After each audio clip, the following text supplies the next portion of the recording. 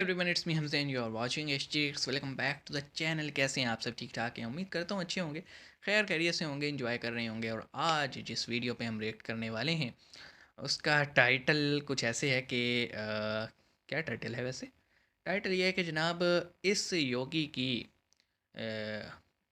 कहानी स्टोरी देख के डिस्कवरी चैनल भी हैरान है। तो हिमालय के योगी साहब हैं, आइए देखते हैं क्या सीन है, क्या कहानी है इनकी जिसको लेके डिस्कवरी भी हैरान हो गई। इंटरेस्टिंग लग रहा है क्योंकि हिमालय बना हुआ है, वो जो एक संत होते हैं वो भी दिखाए गए हैं। देख लेते हैं, स्टार्ट करते हैं जी। 3 2 1 एंड गो। योगी का चमत्कार कैमरे में कैद, ऐसा भी होता है। वैसे तो केदारनाथ धाम के कपाट इन दिनों बंद हैं और वहां कोई नहीं है, लेकिन एक योगी है जो इस शीतकाल में भी केदारनाथ धाम में डटा हुआ है और बस बाबा भोलेनाथ की भक्ति में लीन है। बर्फीली हवाएं भी इस साधु की तपस्या को भंग नहीं कर पा रही। भयानक ठंड से भी नहीं डगमगा रहा इस योगी का मन। बर्फ में बैठकर बर्फीली तूफान के बीच बाबा भोलेनाथ की साधना में लीन इस साधु की तस्वीरें देखकर हर कोई हैरान रह गया है और सभी यही सोच रहे हैं कि क्या ऐसा भी संभव है।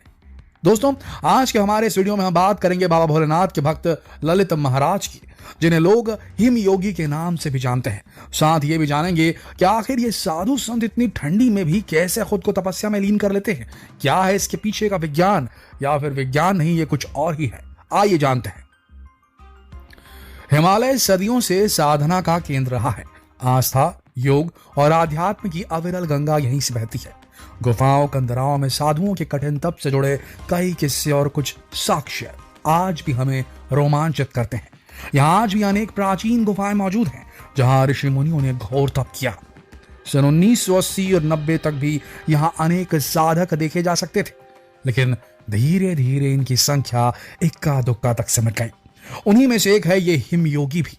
वैसे तो ये हर मौसम में केदारनाथ धाम में मिल जाते हैं, लेकिन ठंड के इस मौसम में इनका यहाँ होना ही इन्हें दूसरे साधु संतों से अलग बनाता है। दिवाली के बाद जहां केदारनाथ धाम के पट्ट बंद हो जाते हैं, बर्फीले तूफान की वजह से यहाँ 2-2, 4-4 फीट तक बर्फ जमा हो जाती है। कई बार तो मंदिर के पास बने ये नंदी भी बर्फ से पूरी तरह ढक जाते हैं। उस ठंड में जहां केदारनाथ धाम में दूर दूर तक कोई नजर नहीं आता, तो वहीं ये हिमयोगी के नाम से प्रसिद्ध बाबा के भक्त आपको यहाँ भोलेनाथ की तपस्या में लीन दिखने को मिल जाएंगे। यह खुद मानते हैं कि अगर बाबा भोलेनाथ की साधना में बर्फीली हवाएं उनका मन विचलित कर देती हैं, तो फिर वो साधना ही कैसी। चारों तरफ गिरी बर्फ और जमा देने वाली ठंड भी इनकी साधना के आगे बेअसर दिखती है। ललित महाराज सालों से केदारनाथ धाम में -10 डिग्री तापमान की कड़कड़ाती सर्दी में भी बाबा केदार का ध्यान करते हुए योग मुद्रा में समाधि की अवस्था में रहते हैं। ये बाबा केदार का कोई चमत्कार ही है कि बर्फीले इलाके में जहां ठंड बेहिसाब पड़ती हो, वहां ललित महाराज भगवान की तपस्या में लीन रहते हैं। ये किसी दैवीय चमत्कार से कम नहीं। कहते हैं कि साल 2008 में सबसे पहले ललित रामदास महाराज केदारनाथ आए थे। उस वक्त तो वो कुछ दिन केदारनाथ में रुकने के बाद वहां से चले गए, लेकिन उनका मन बाबा भोलेनाथ की नगरी केदारनाथ में ही रह गया। उसके बाद वे साल 2013 की आपदा के बाद यहाँ 4 महीने तक रहे। वे कहते हैं कि वे सन्यासी बनने के लिए यहाँ नहीं आए थे, लेकिन साधना करते हुए धीरे धीरे उनके बाल बढ़ गए और उन्होंने साधु महात्मा के कपड़े पहन लिए। ललित दास जी ने गरुड़ चट्टी में भी कुछ समय योग साधना में समय बिताया। साल 2013 के बाद से ही वे केदारनाथ में प्रभु की साधना में लीन है। वे कहते हैं कि हिमालय तपस्या के लिए सबसे अच्छी जगह है, यहाँ खुद प्रभु का वास है।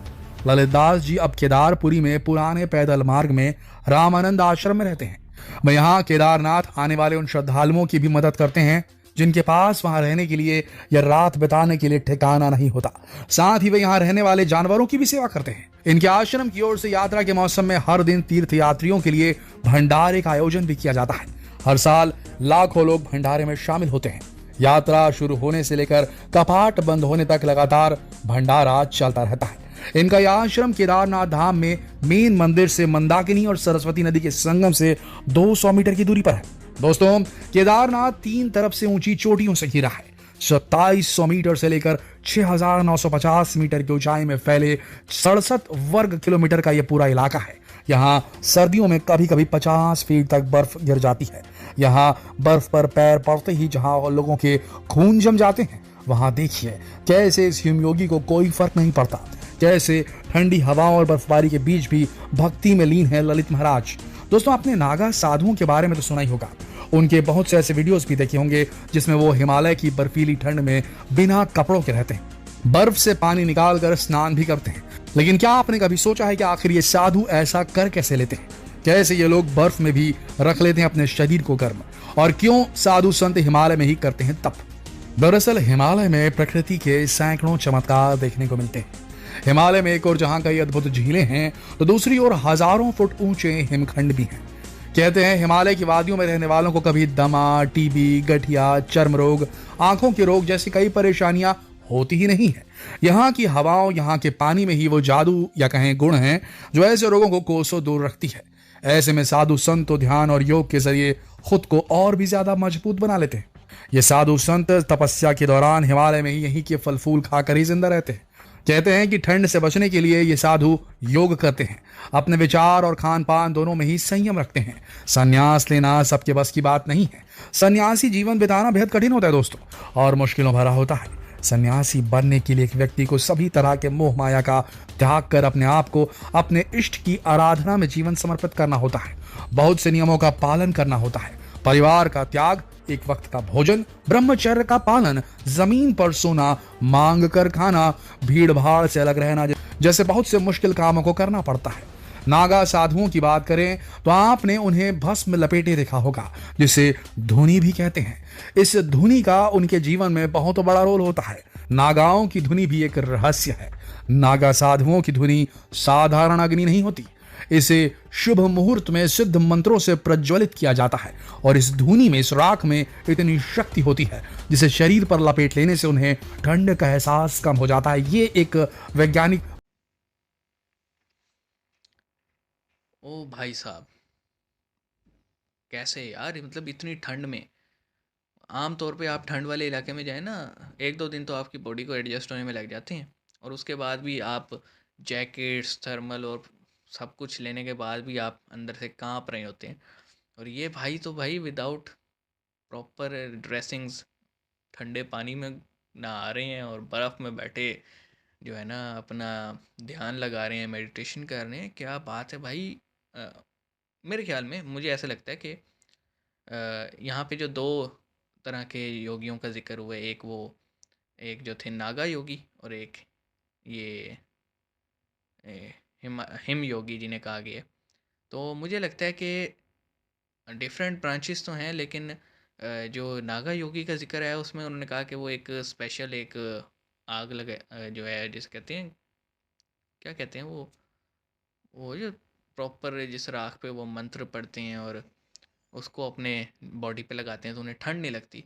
तो हिम योगी में एज सच कोई प्रोसीजर तो नहीं बताया, लेकिन ये ज़रूर है कि वो जो ध्यान लगाते हैं, वो जो मेडिटेशन करते हैं, उससे उनकी बॉडी को कुछ फील नहीं होता। यानी वो इतना स्ट्रॉन्ग कर लेते हैं अपने आप को। मैं भी यही समझता हूँ कि आपको पता है जी, वर्ड्स जो होते हैं उनमें बड़ी ताकत होती है, और ये सारी ताकत जो है ना, ये इसको आप चैनल कर सकते हैं अपनी पॉजिटिव नेगेटिव जैसी भी इंटेंशंस हो। आपको पता है मंत्र हो गए, तावीज़ात हो गए, ये पावर रखते हैं अपने अंदर, और इसको फिर डिफरेंट लोग अपने अपने हिसाब से यूज़ भी करते हैं।